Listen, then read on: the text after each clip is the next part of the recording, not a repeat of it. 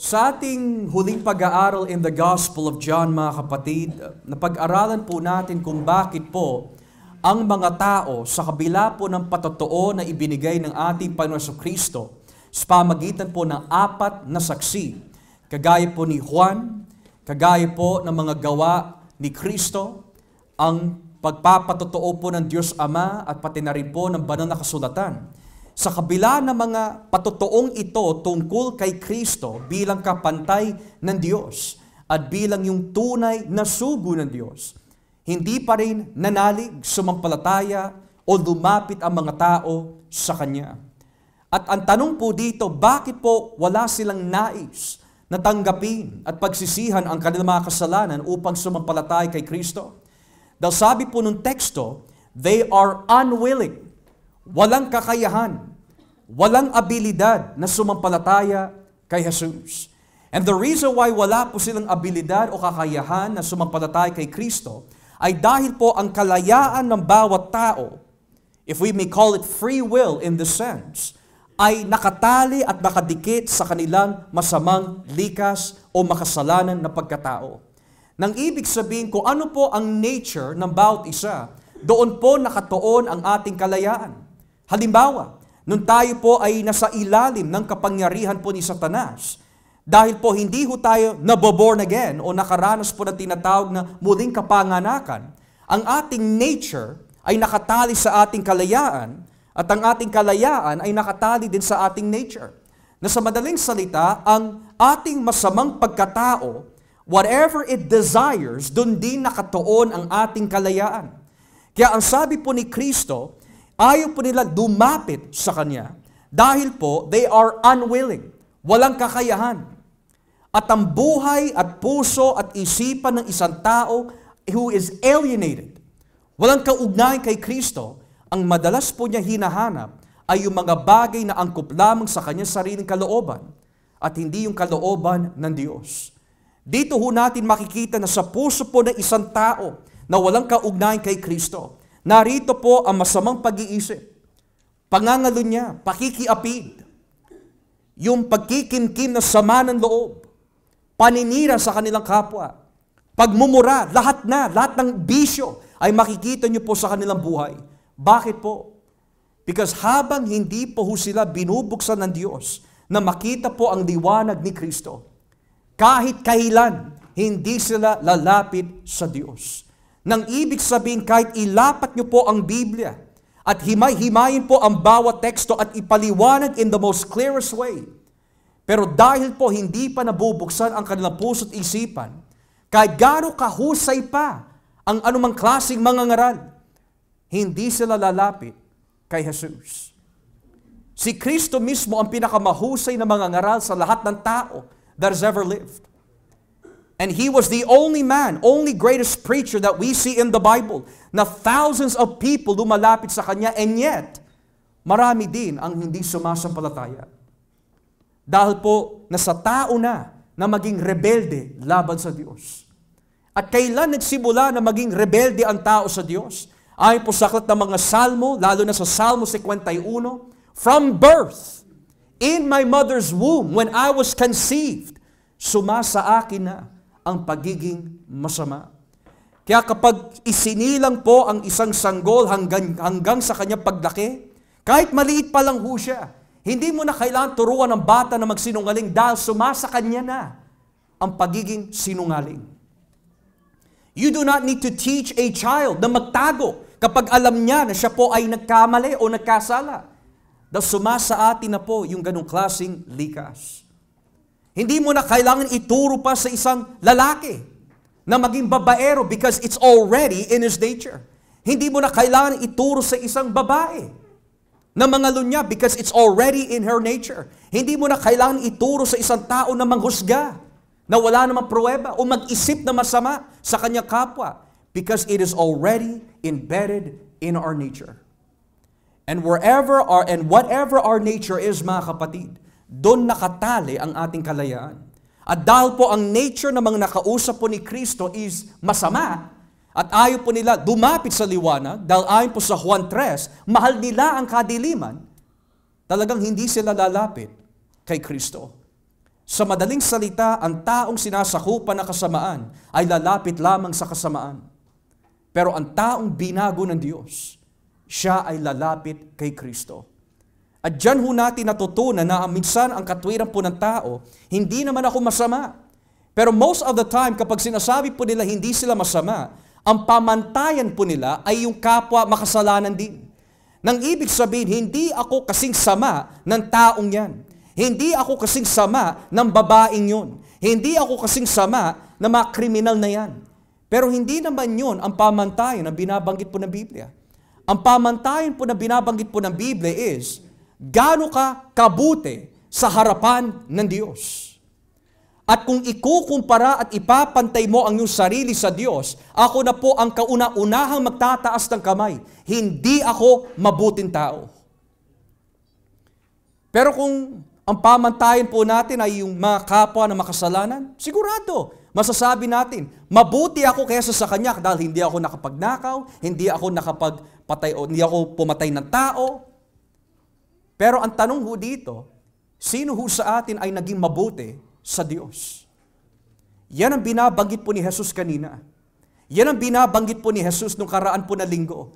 Walang gustong lumapit sa Kanya dahil wala sa kanilang puso na umibig o lumapit sa Diyos at sa Kanyang liwanag. Dalang ibig sabihin na dumalapit ka sa liwanag is, nais mo malaman ang katotohanan. Maraming tao na takot sa katotohanan. Sinusugpo po nila ang katotohanan. Kaya ang madalis na bukang bibig po ng bawat tao na ayaw lumapit sa liwanag, nang ibig sabihin ayaw lumapit po sa katotohanan ay ito. Yan ang paniniwala mo, ito ang paniniwala ko. Respetuhin mo na lang. Pero sa Biblia, ang Diyos, wala siyang kinikilalang ibang pananampalataya, ibang pananalig, ibang paniniwala, maliban lang kung ano po yung kanyang ibinigay bilang kalooban po niya dito sa Biblia. God does not care of what you believe kung lalabag din sa kanyang kalooban. Sa ating mundo, ayos lang na mamuhay bilang bakla. Ayos lang na mambabae, ayos lang na maglasing. Yun ang pananaw ng mundo. Pero sa Biblia, ang lahat na namumuhay ng ganito ay sa 1 Corintios 6:9 hanggang 11 ay mahuhulog sa impyerno at hindi papasok sa kanyang kaharian. Yan ang rason kung bakit ayaw dumapit ng tao sa Kanya. Dahil kapag dumapit ka kay Kristo, marami kang isasakripisyo. Marami kang isusuko sa Diyos. At yan ang hindi kayang gawin ng tao. Bakit po? Dahil dinodiyos niya ang kanyang sarili. Huwag mo ko diktahan, Diyos.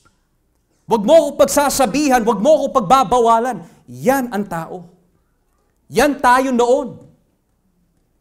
Nung hindi pa ho tayo nakakilala sa Diyos, ayaw natin na dinidiktahan tayo ng sino man.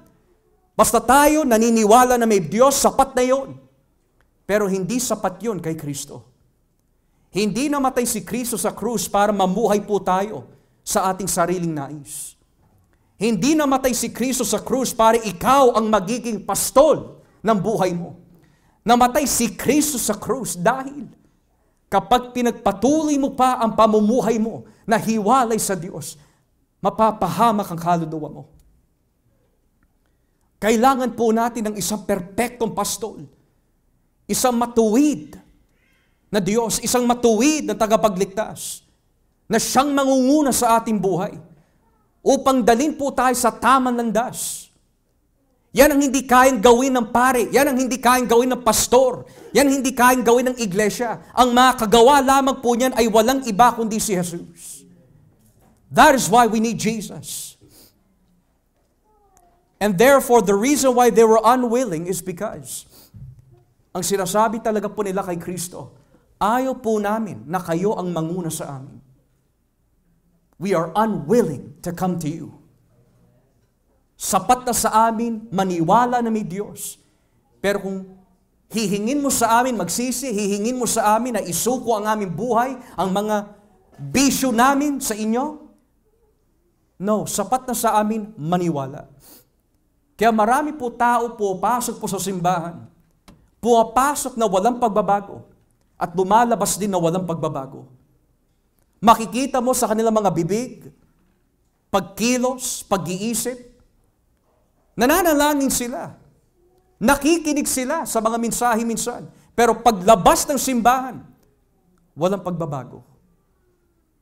Bakit po? Dahil ang building ay hindi nagbabago ng tao. Ang pagiging member ng simbahan ang hindi nagbabago sa tao.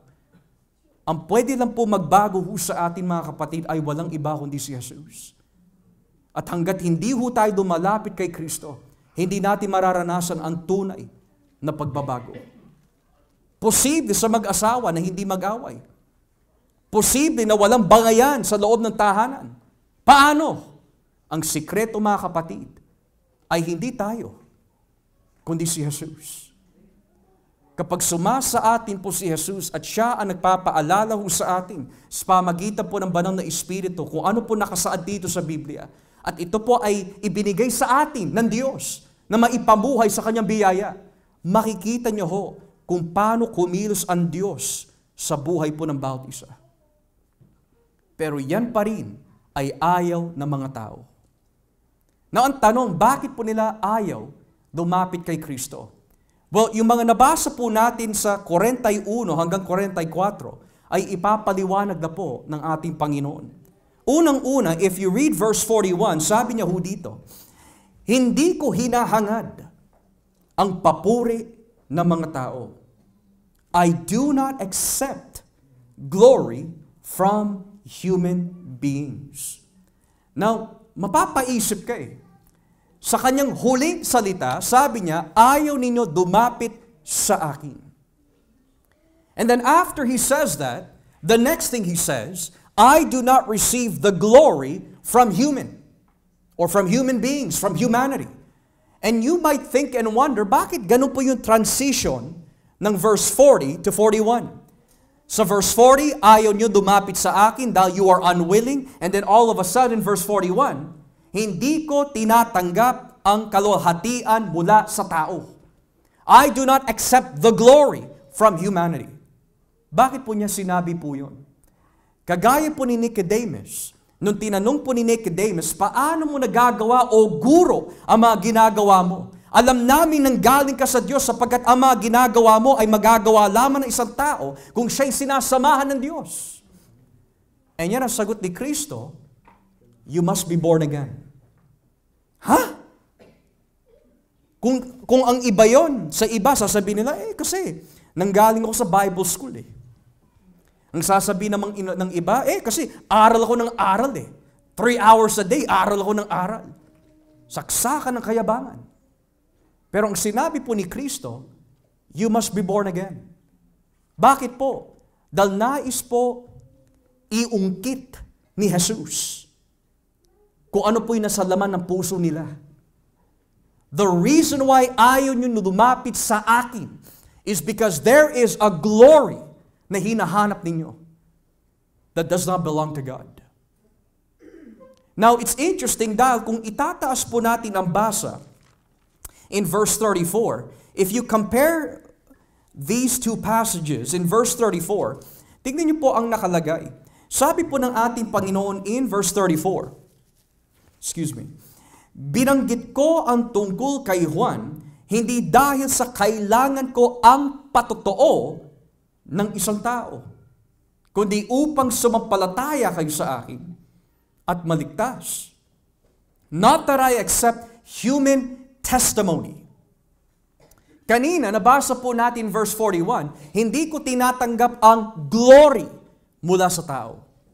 But earlier in verse 34, hindi ko tinatanggap ang patotoo ng tao. Nang ibig sabihin, kaya ho, binanggit po ni Jesus, ang patotoo po ni Juan, hindi dahil kailangan po niya ang patotoo ni Juan para mapatunayan kung sino siya. But rather, ang patotoo po ni Juan, kung bakit po binanggit ng ating Panginoon, ay para po yung mga tao ay manalig, magsisi at maniwala kay Kristo. Na sa madaling salita, Jesus does not need my testimony for His own sake. Pero kailangan po natin magpatotoo tungkol kay Jesus para yung mga tao na ligaw, na walang kaugnayan sa Kanya, ay maligtas. Kaya, sino po ang pinakamapalad na tao sa buong daigdig? Hindi po yung mga taong mayaman. Hindi yung mga tao na malalaki ang bahay, marami kotse, marami po sila na isusuot, marami pagkain, bagamat pagpapala po yan sa isang banda, because all good things come from God, pero ang pinakahigit na pagpapala sa lahat ay may magbahagi ho sa inyo tungkol kay Jesus. Yun ang pinakamapalad. Pero ano po ang reaction ng tao kapag binabahagian nyo sila ng salita ng Diyos? Saka na lang yan. Ibahin na lang natin ang ating paksa. Hindi pa ako handa. Saka na lang. At yan po ang bunga ng isang tao na wala kay Kristo. Tatandaan po natin, iba ang maniwala kay Kristo, iba rin yung nagtitiwala at nagsisisi sa kanilang mga kasalanan upang tanggapin si Kristo. Magkaiba ho yung dalawa. Si Satanas naniniwala sa Diyos, ang mga demonyo naniniwala sa Diyos, at nanginginig pa. Pero ang mga tao sa mundo, naniniwala lang po sa Diyos sa nguso, pero sa puso, walang takot sa Diyos. Yan ang binabanggit po ng salita ng Diyos. Yan ang binabanggit po ni Kristo. So ngayon, yung binabanggit niya ho dito, hindi ko tinatanggap ang glory mula sa tao, is another way of saying that the reason why you are unwilling to come to me is due to the fact that it is not the glory of God that you're after. It is not the honor of God that you're after. It's not the delight or desire of God that you are after, but the glory, delight, and honor of man. And when you look at the honor of man, mga kapatid, matter of fact, may mga nagtanong dati, why doesn't God just allow us to do whatever we want? Bakit may mga rules pa? Well, kaibigan, you want to know what it looks like kapag ang tao po ang nanguna sa kanyang sariling buhay? Look at our world today. Look at the corruption. Look at our world. It's in the brink of destruction. Bakit ho? Dahil kapag tinanggal mo ang Diyos sa buhay mo, yan ang bunga. Bakit po minsan nagkakahiwalay po ang mag-asawa? Kapag inalis mo si Kristo sa marriage na yan, yun ang bunga. Bakit hindi ko matanggal ang pagiging chismosa, sinungaling? Yung pagmumura, bakit hindi ko matanggal yan? Hanggat hindi mo isinusuko ang sarili mo kay Kristo, walang mangyayari sa atin.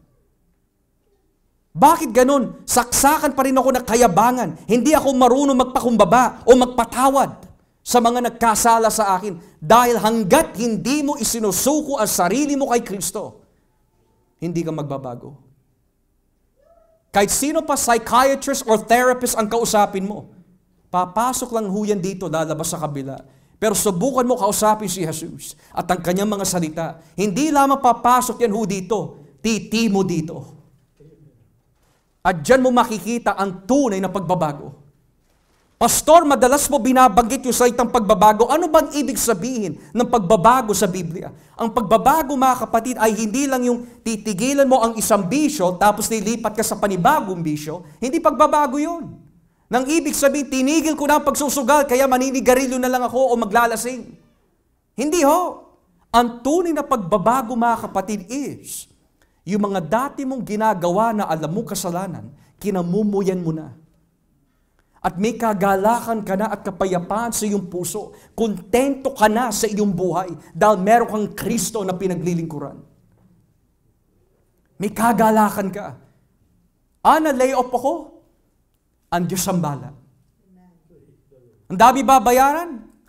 Ang Diyos ang bala sa amin. Hindi ako pababayaan ng Diyos.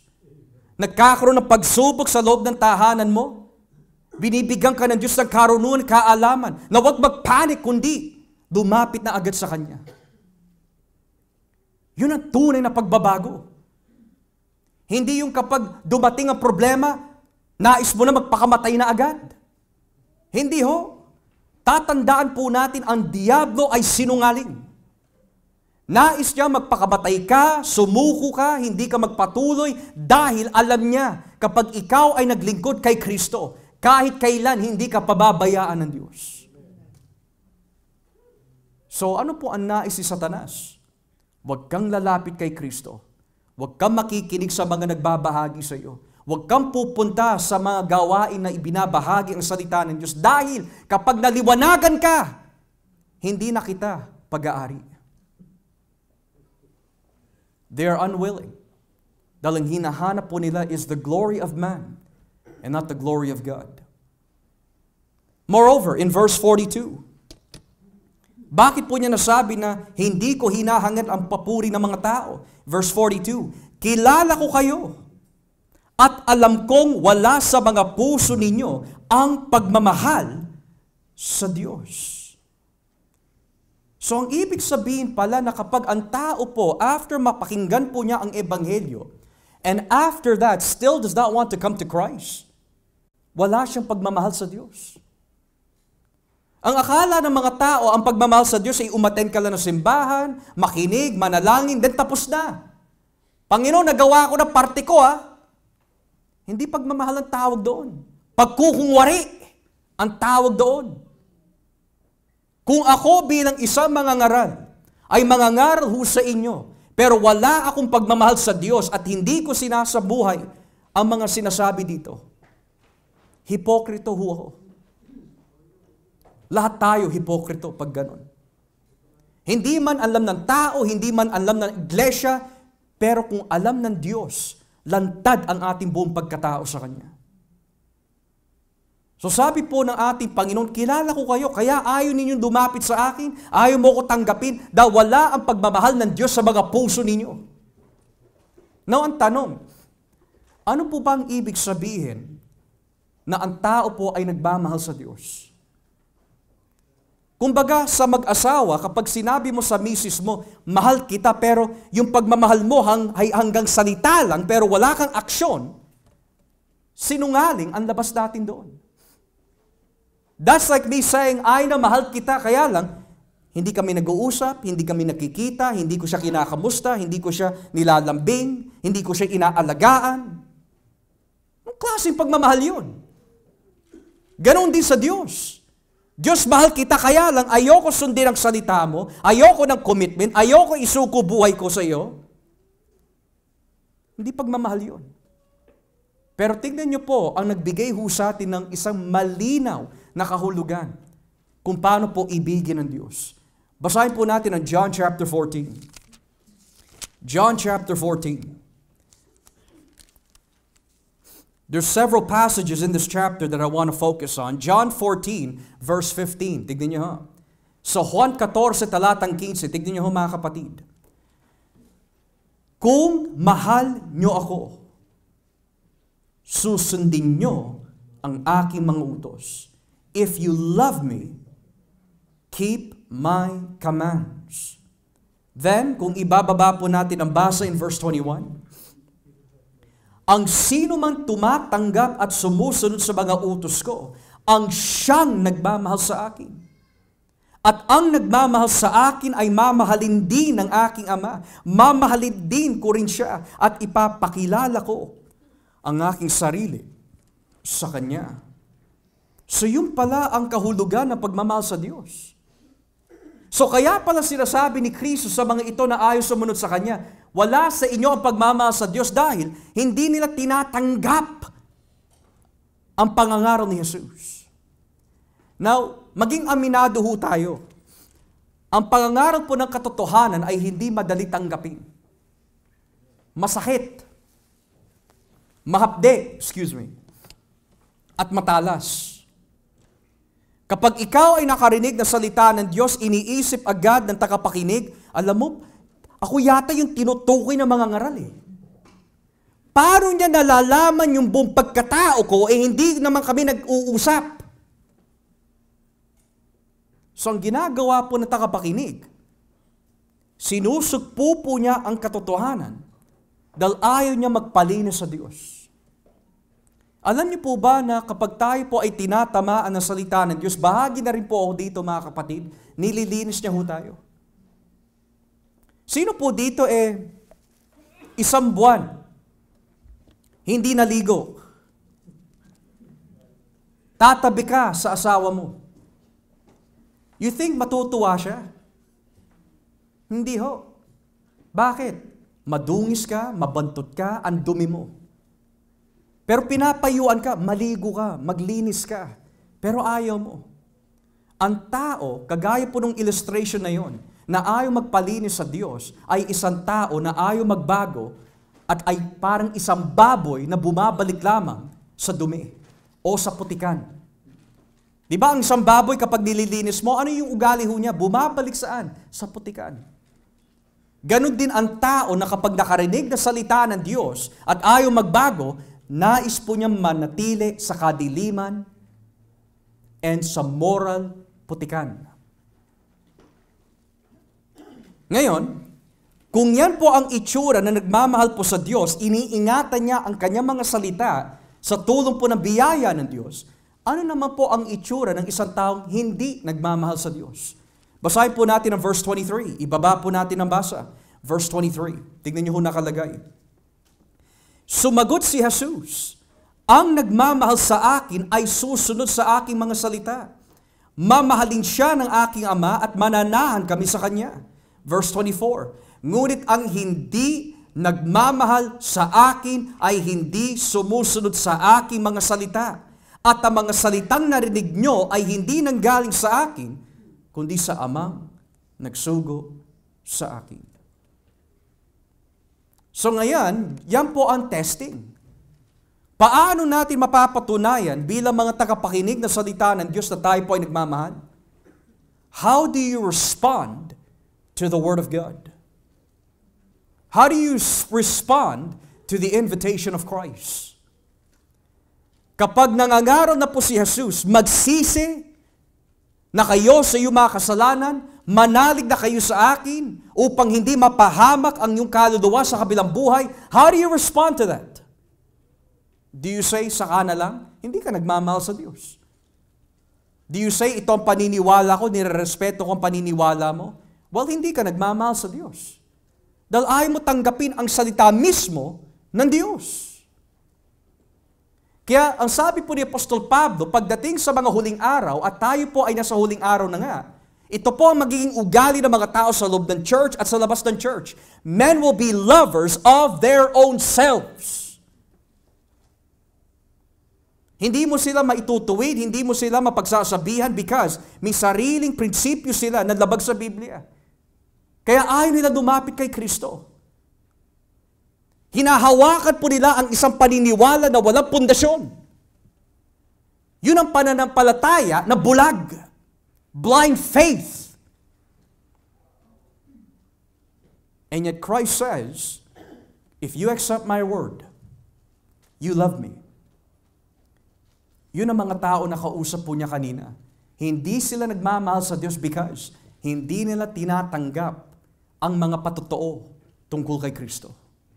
Hindi nila tinanggap yung sinasabi ni Juan, hindi nila tinanggap yung magawa ni Jesus, hindi nila matanggap yung patotoo po ni Jesus, hindi rin po nila tinatanggap ang patotoo ng kasulatan. So ang dami na nagpapatotoo tungkol kay Kristo at ang Ebanghelyo, and yet ayaw mo pa rin maniwala, hindi ka nagmamahal sa Diyos.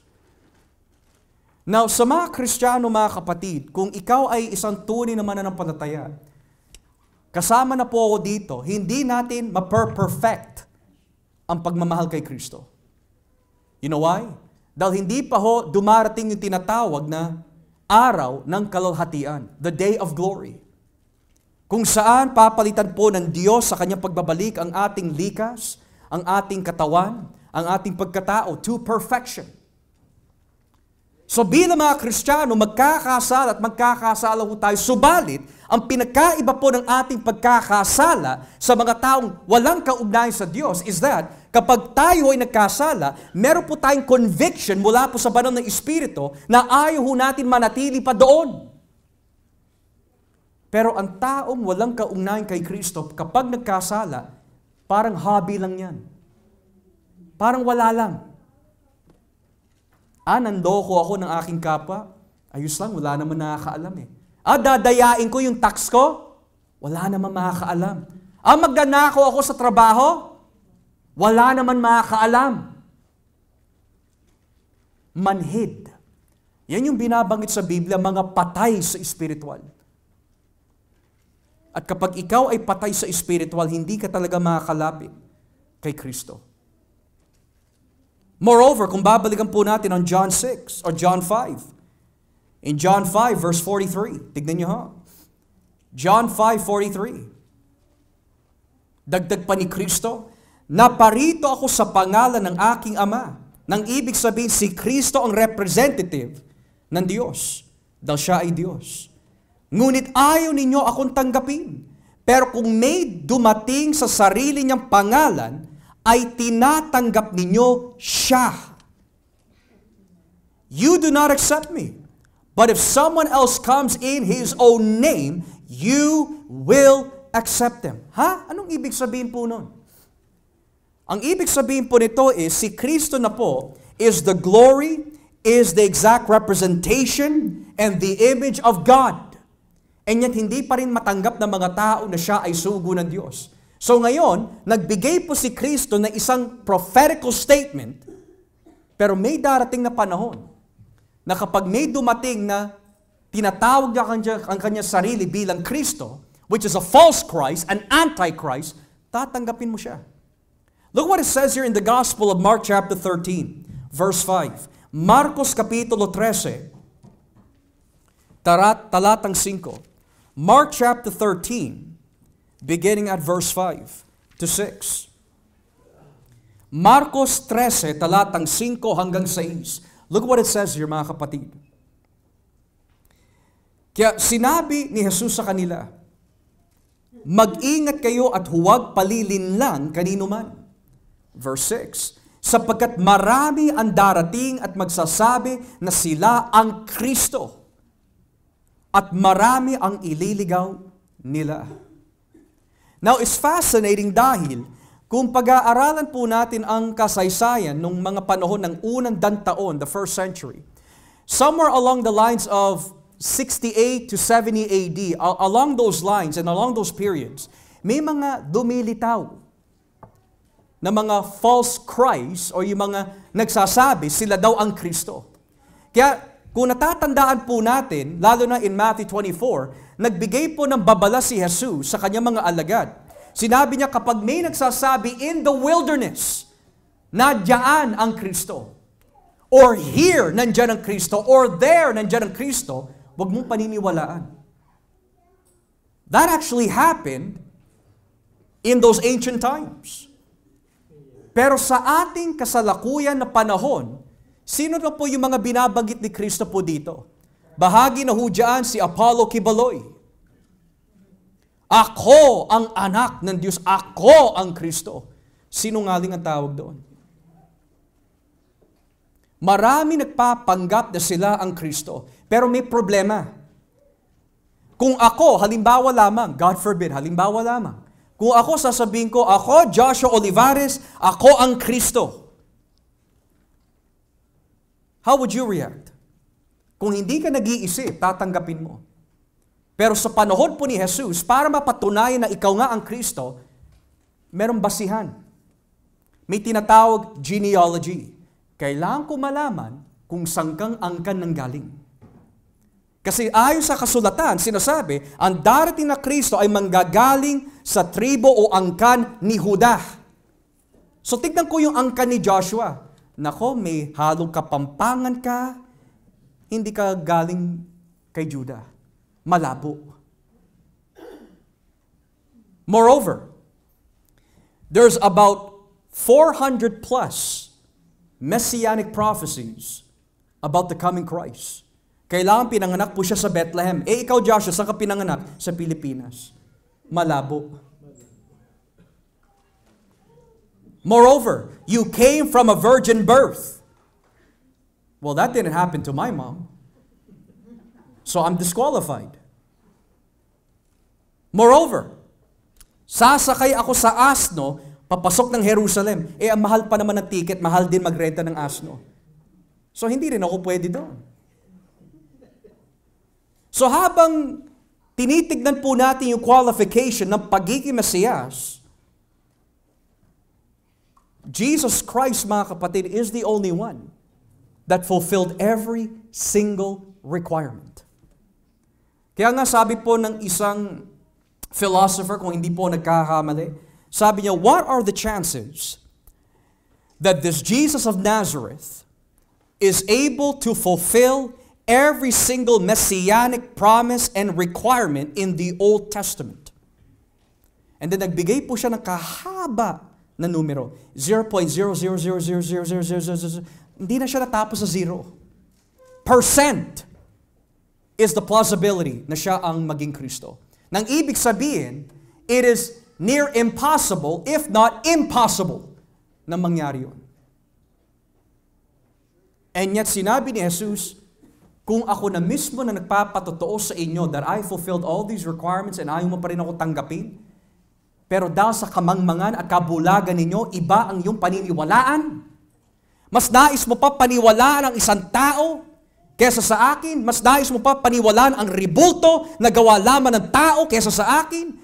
Mas nais mo paniwalaan ang isang pastor o pari na nagkasala din kesa sa akin. Ganyan kabulag ang tao. Na kahit yung ginawa po niya na Diyos-Diyosan, na yaris po sa pilag, ginto at kahoy, gawa ng kanyang kamay, sinasamba niya. Pero hindi nakikita ng tao yun kung gaano sila kabulag. Ang mga Diyos-Diyosan nila, kaya nila bitbitin, pero ang Diyos ng Biblia, siya ang bumibitbit sa atin. Ang Diyos-Diyosan ng tao, sila ang gumawa, pero ang Diyos ng Biblia, siya ang milikha sa atin. Ganyang kabulag ang tao. And yet Jesus says, kung ang iba sa kanyang sariling pangalan ay lilitaw at aangkinin po niya na siya ang Diyos, siya ang Kristo, tatanggapin niyo. Alam niyo po mga kapatid, this is just my opinion, pero sa aking pagkakaintindi sa tekstong ito, lalo na in light of the New Testament revelation, I believe may connection po ito sa Antikristo na lilitaw. Dahil ayon po sa mga ilang teksto sa Daniel 11, 36 pababa, Revelation 13, and many more other passages, kagaya po ng 2 Thessalonica 2, napakalinaw that kapag lumitaw itong Antikristo, wala siyang ibang kikilalanin na Diyos kundi ang kanyang sarili. At marami ang malilin lang. So I believe that meron po konting pahiwatig ang tekstong ito patungkol sa darating na Antikristo. Lastly, verse 44. Verse 44 of John chapter 5. Paano kayo sasampalataya sa akin kung ang papuri lang ng kapwa ang hangad ninyo at hindi ang papuri na nag-iisang Diyos? Ngayon, sa pag-aaral po ng exegesis, especially when you're looking at several sections of a chapter or text, kapag may nabanggit po na isang salita that begins off a topic, tapos tinapos po with that same word in that section, yan po ay tinatawag na inclusion o inclusio. You notice verse 41, hindi ko hinahangad ang papuri ng mga tao. Then in verse 44, sabi niya dito, paano kayo sasampalataya sa akin kung ang papuri lang ng kapwa ang hangad ninyo? In other words, hangad at papuri in verse 41, hangad at papuri in verse 44, ang seksyon na ito, nais po isentro po ni Kristo tungkol kung bakit ayaw ng mga tao dumapit sa Kanya. Why? Because it is the praise and glory of men na hinahanap nila.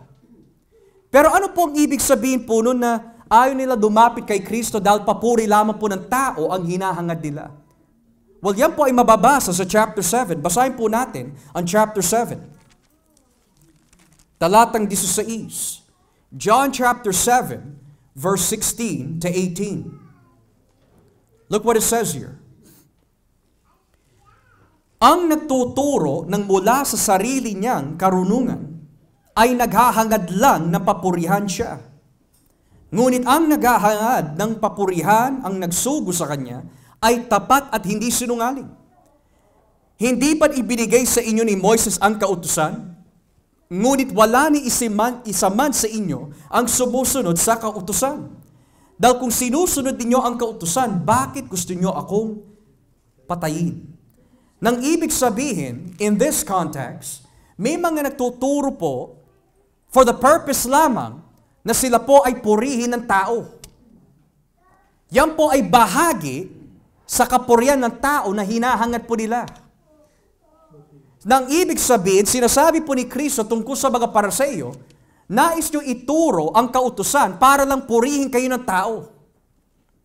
Now that is very important to understand dahil maraming may nais na maging tagapagturo ng salita ng Diyos, pero kung ang motibo ay para na makilala ka ng mga tao na may kaloob ka, mahusay ka, magaling ka magsalita, hindi po ang papuri ng Diyos ang hinahanap natin, kundi ang papuri ng tao. Kaya mag-iingat ho tayo mga kapatid, tuwing tayo po ay nagbabahagi. Kailangan tiyakin ang ating mga motibo. Bakit ka nagtuturo ng salita ng Diyos? Para makilala ka ng mga tao? Para masabi na magaling tayo? Hindi ho. Hindi tayo tulad ng mga Pariseo. Kaya kung sila nagtuturo ng Torah ay dahil makilala sila ng mga tao na sila ay magaling. Pero sabi ni Kristo, ang taong isinugo talaga ng Diyos, hindi yung kanyang sariling papuri ang hinahanap niya, kundi ang kapurihan na nagsugo sa Kanya. Pero buhod pa ho dito, in John chapter 12, tignan niyo ho, John chapter 12, talatang 42, verse 42. John chapter 12, verse 42 hanggang 43. Tignan niyo po nakalagay dito. Ganoon pa man, maraming pinuno ng mga Hudyo ang sumampalatay kay Jesus.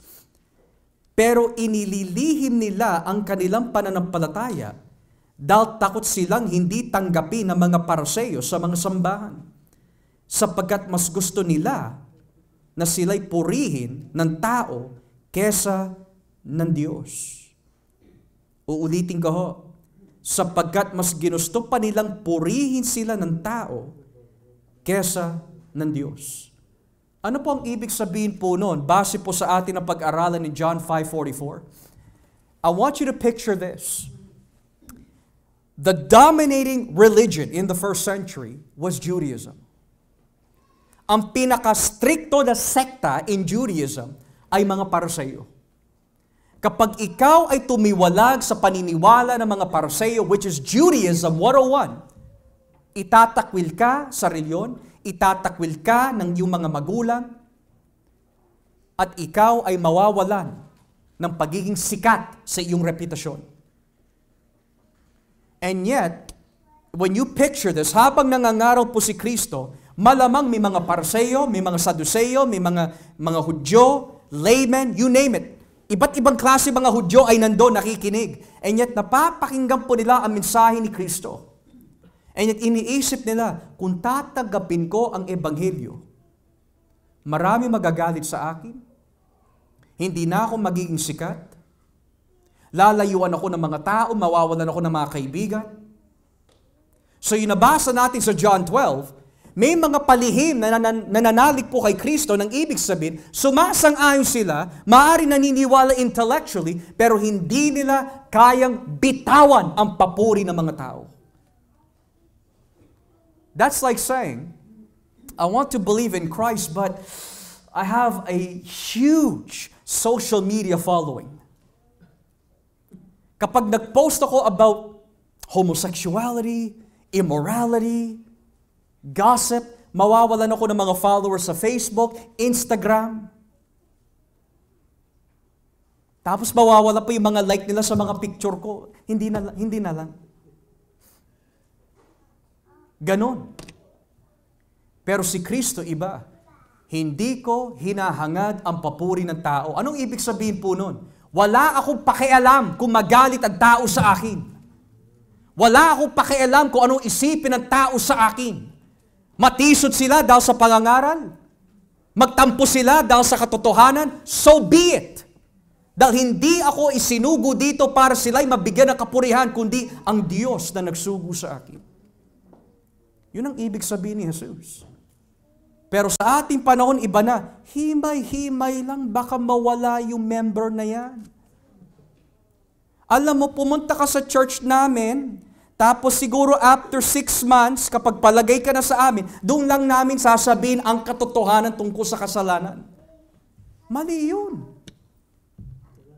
Tatandaan ho natin, Hindi tayo ang nagdadala ng tao sa iglesia, kundi ang Diyos. Hindi dahil sa mahusay ka, mabait ka, marunong ka makitungo o makatao ka. Hindi ho. Kapag dumipende ka sa iyong karunungan, hindi ka na dumidepende sa Diyos. At ang pundasyon mo, walang saysay. Sabi po sa aklat ng Salmo 121, Salmo 127, napakalinaw. Kung hindi ang Diyos ang nagtayo, hindi ito maitatayo. Kung wala ang pagbabantay ng Diyos, yung mga nagbabantay ng mga tao, walang kabuluhan ang kanilang ginagawa. So may magagalit talaga. Mawawalan ka ng kaibigan, mawawalan ka ng maari, ng kamag-anak.